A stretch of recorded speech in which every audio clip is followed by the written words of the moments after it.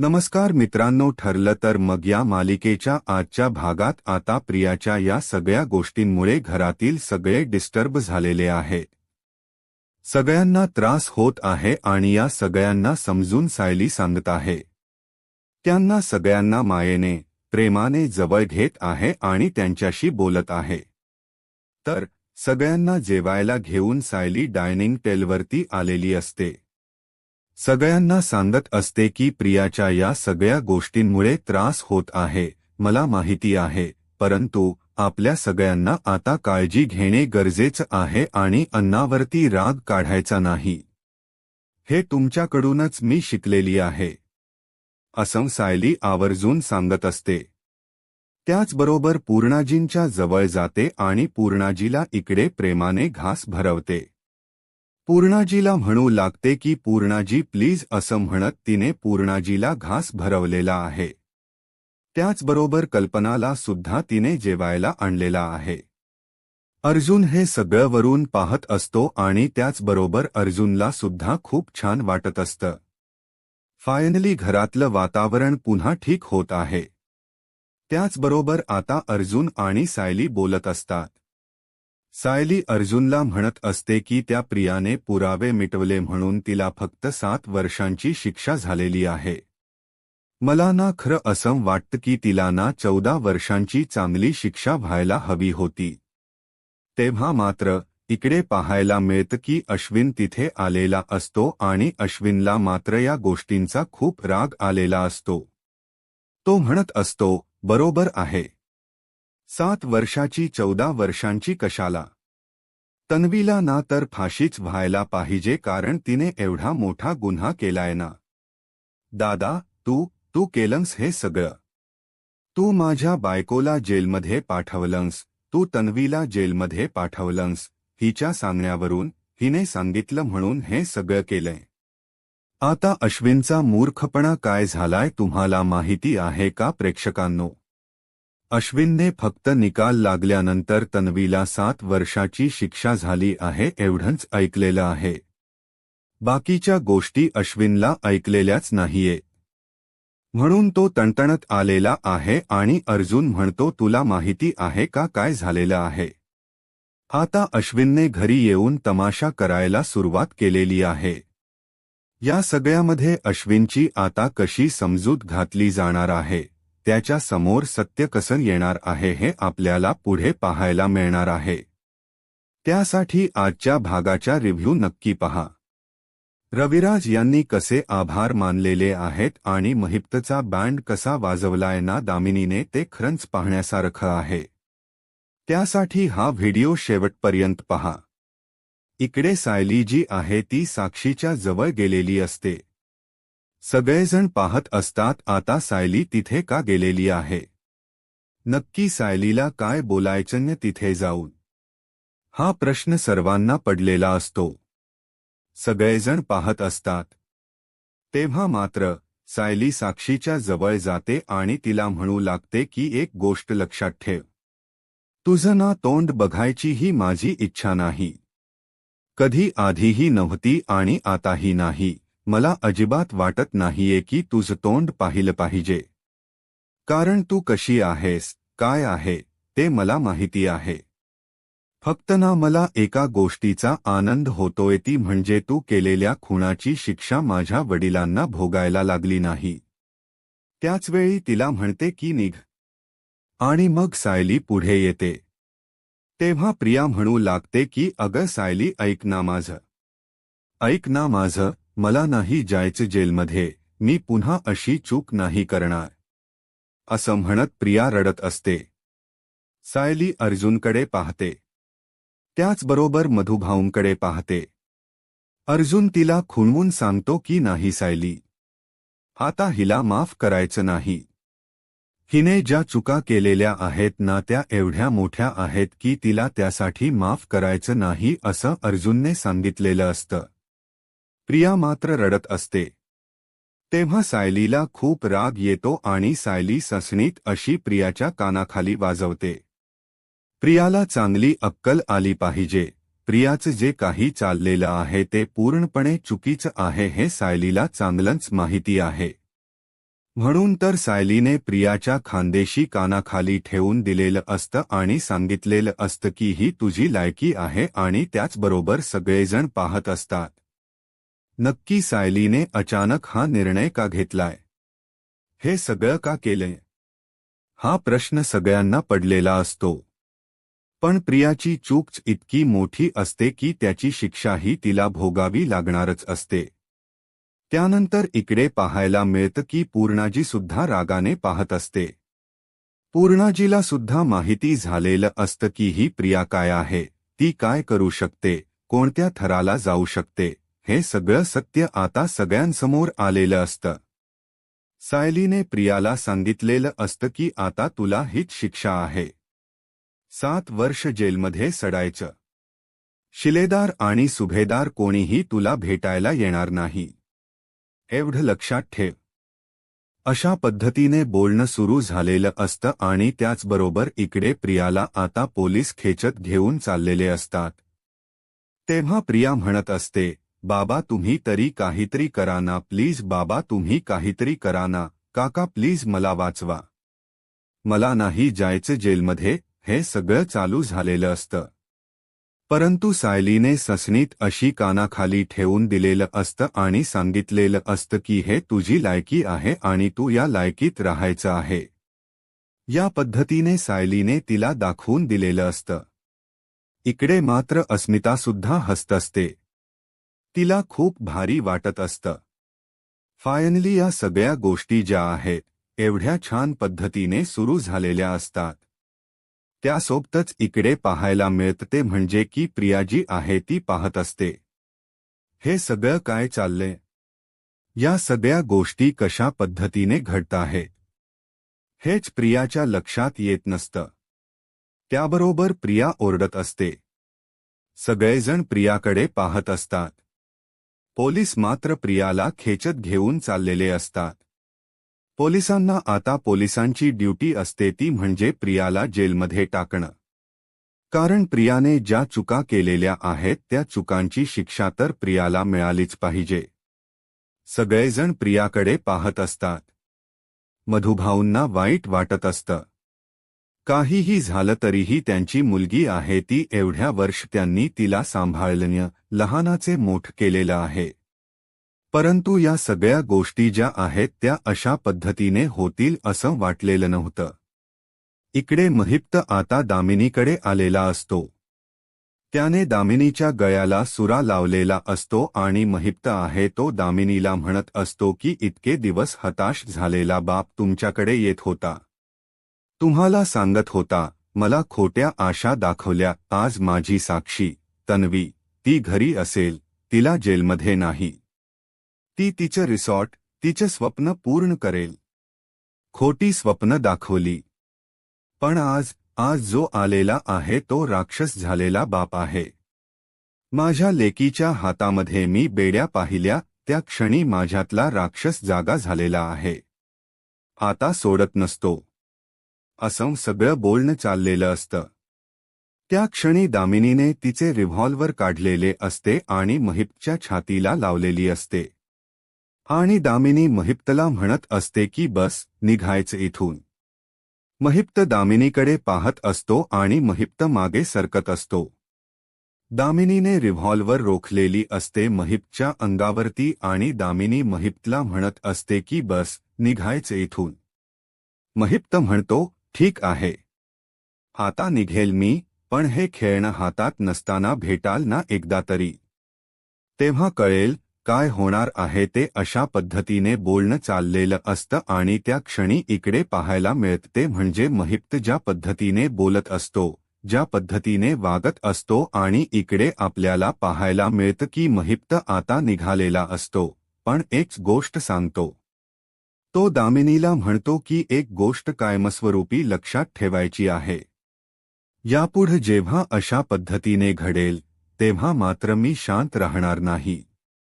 कारण त्या खेळण्याव्यतिरिक्त एकटा बाहेर सापडेल ना, तेव्हा हा पिसाळलेला महिप्त आहे ना कुठल्या वेडातनं बाहेर येईल आणि हल्ला करेल कळणारही नाही.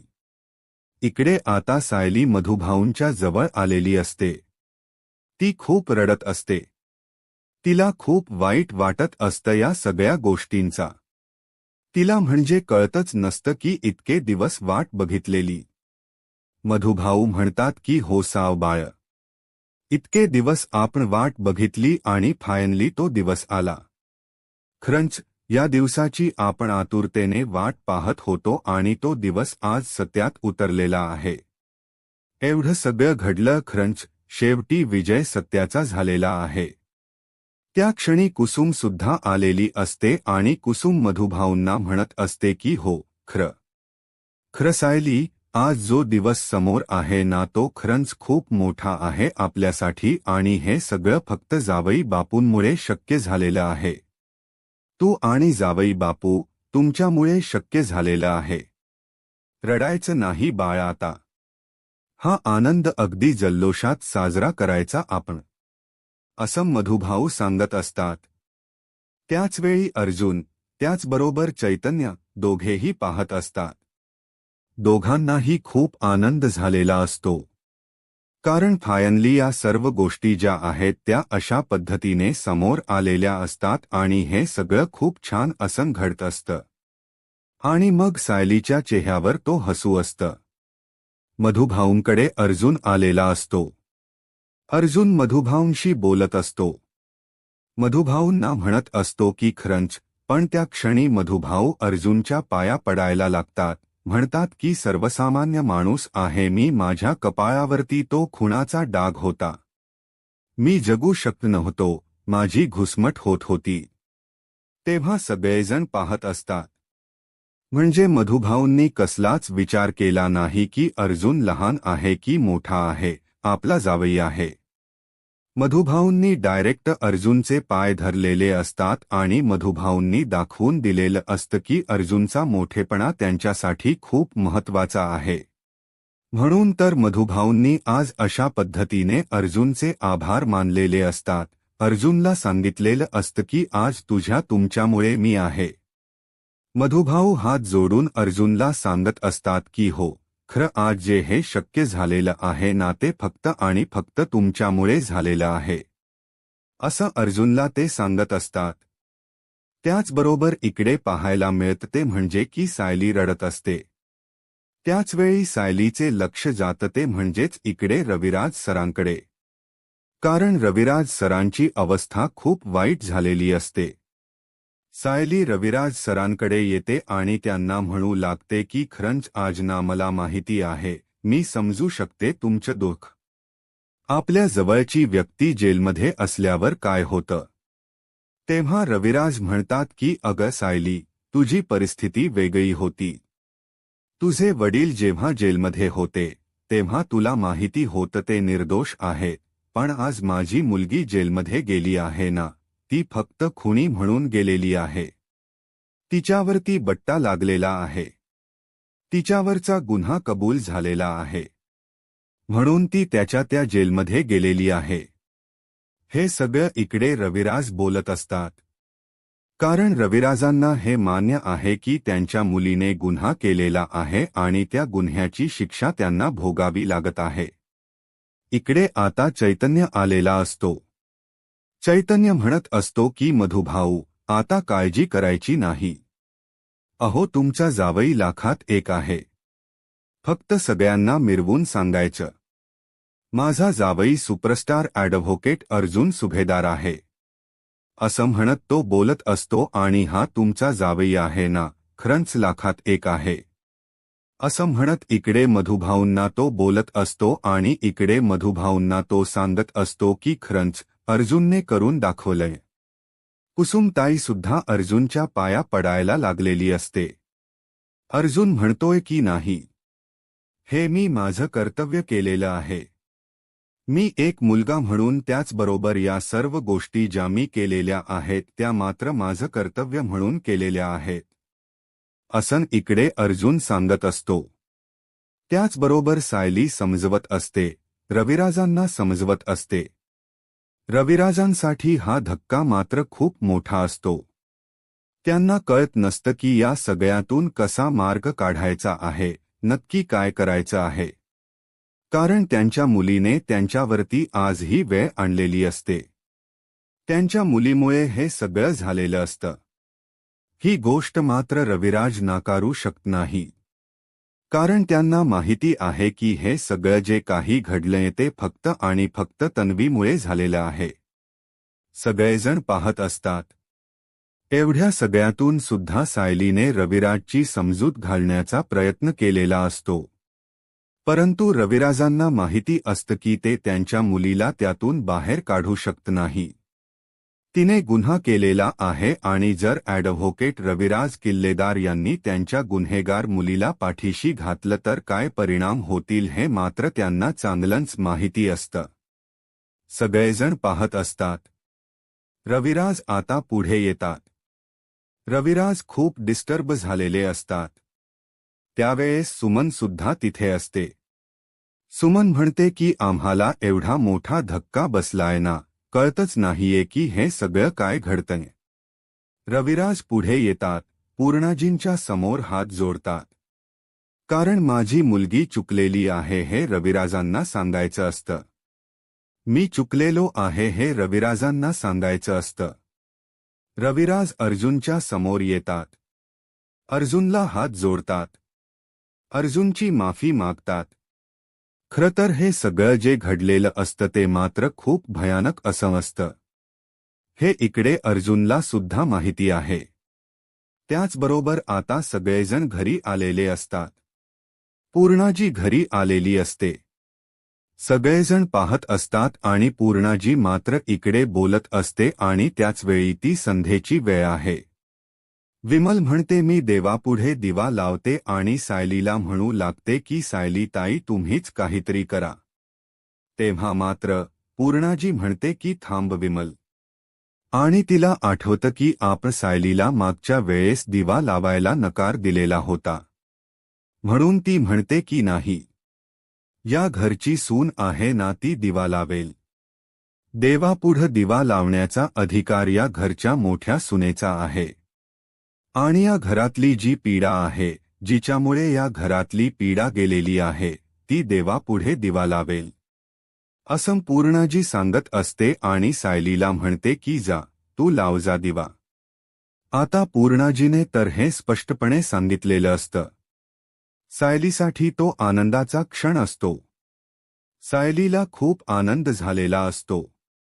सायली पाहत असते.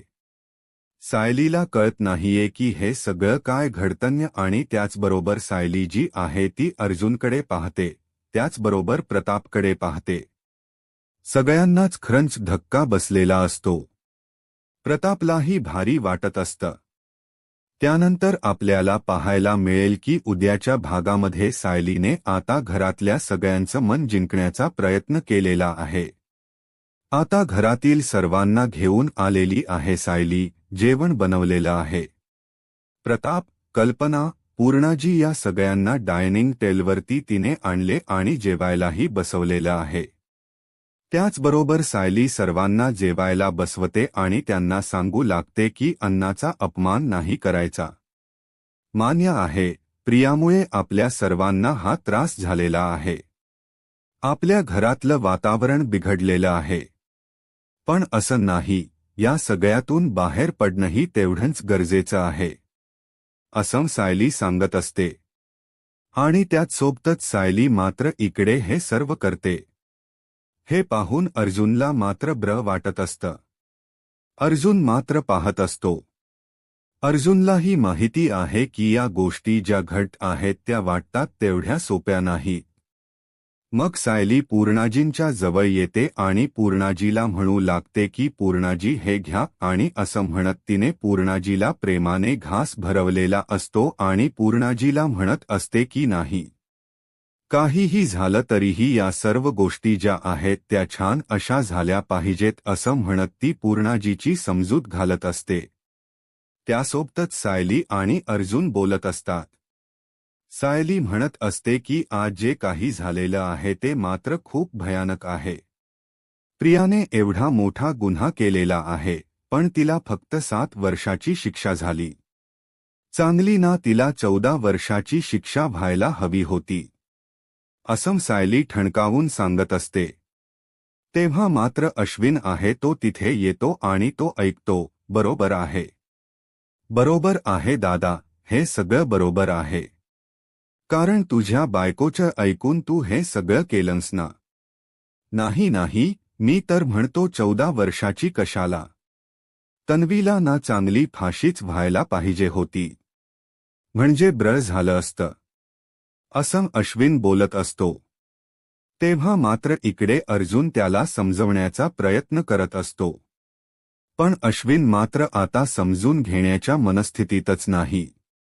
कारण काहीही झालं तरीही हे सगळं जेव्हा घडत असतं तेव्हा मात्र खूपच भयानक अशा गोष्टी घडत असतात आणि त्याचबरोबर इकडे आपल्याला पाहायला मिळतं की सायलीने सगळ्यांची समजूत घातलेली होती. अश्विनने येऊन घरी आता राडा करायचं ठरवलेलं असतं. कारण त्याला तन्वी बरोबर आहे असं वाटत असतं. अर्जुन त्याला समजवण्याचा प्रयत्न करत असतो.